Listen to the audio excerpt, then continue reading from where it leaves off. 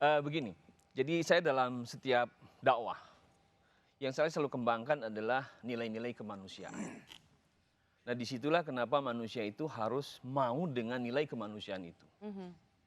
Ada dua perbedaannya, jadi dalam beragama itu ada keyakinan beragama, ada sikap beragama.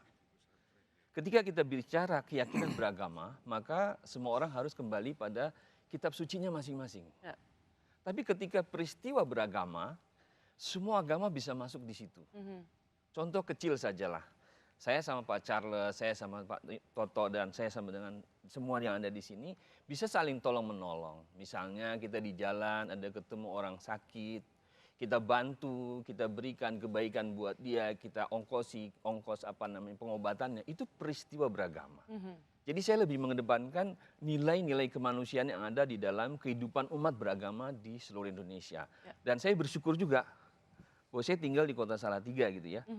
Kota yang dinyatakan sebagai kota paling toleran.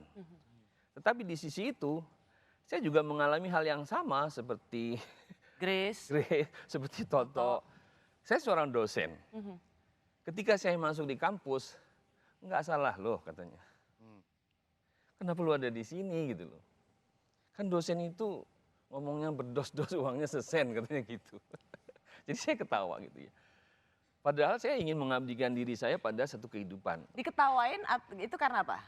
Karena mereka itu menyatakan ya seperti tadi, jangan di situ, itu tempatnya itu bisnis. Oh, Cina itu bisnis aja, bukan ngajar. Iya, bukan ngajar gitu. Tapi kalau kayak saya nggak bakat tadi jualan aja nggak laku tuh gimana? Saya di Fakultas Ekonomi Bisnis Islam di IAIN Salatiga gitu ya. Nah, ketika saya ada di sana, begitu saya masuk pada waktu itu orang tuh bilang, kok lu ada di sini sih gitu.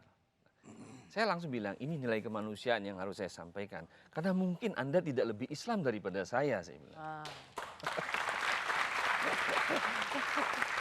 Pak Kiai, tapi gini, kalau tadi saya bilang sering sekali Tionghoa yang non-Muslim itu double minority. Tapi kalau seorang Pak Tio gitu, kita sering bilang ini, Cina loh atau Tionghoa loh, tapi Muslim. Itu jadi kayak ini enggak, menetralisir atau malah jadi lebih naik kelas gitu. Ya kalau di kalangan itu saya justru merasakan begini ya, ada ketidakadilan terhadap teman-teman kita yang ada di lingkungan masyarakat Indonesia terhadap Tionghoa Muslim. Seolah-olah lebih dekat gitu pada mereka. Padahal kita kan sama saja. Chinese Kristen, Chinese Buddhis gitu ya, Chinese Hindu, Konghucu, Chinese Muslim, sama gitu.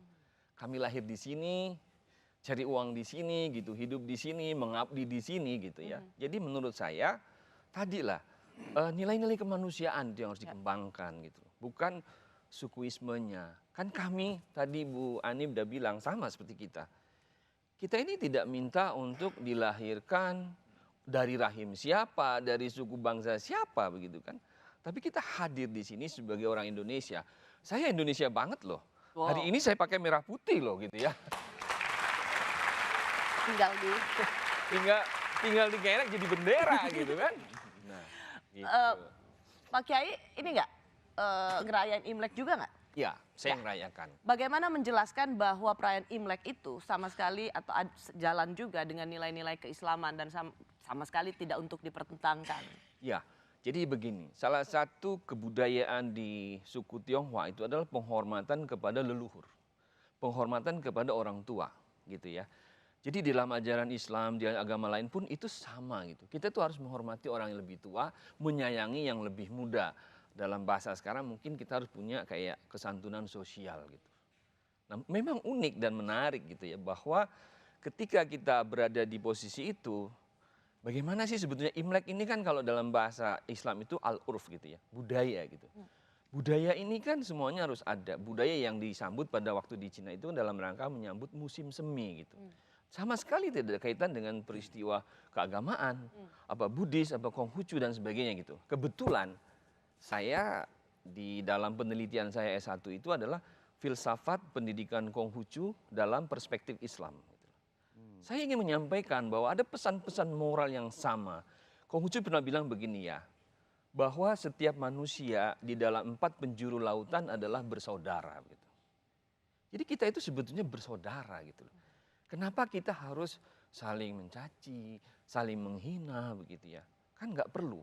Yang diperlukan adalah kesediaan kita untuk rela berkorban, membangun kebersamaan, membangun kedamaian, membangun ketulusan hati. Nah, disinilah hati. Saya tadi sempat ngomong-ngomong di belakang, Bu Ani ini tingkat sufinya sangat tinggi sekali. Oh, makasih Bapak. Dihina orang saja dia bilang that's okay, itu sudah profetik banget gitu loh. Kenabiannya tinggi banget gitu. Oh. Jangan kayak Toto, kalau di Twitter dihina bales loh dia. Ini ada emoticon senyum belajar. Oh sekarang malam hari ini seorang Toto di sosial media belajar dari Bu Ana Avanti bahwa kalau dihina atau diledekin kasih emoticon senyum. Nanti langsung diuji deh. Ya.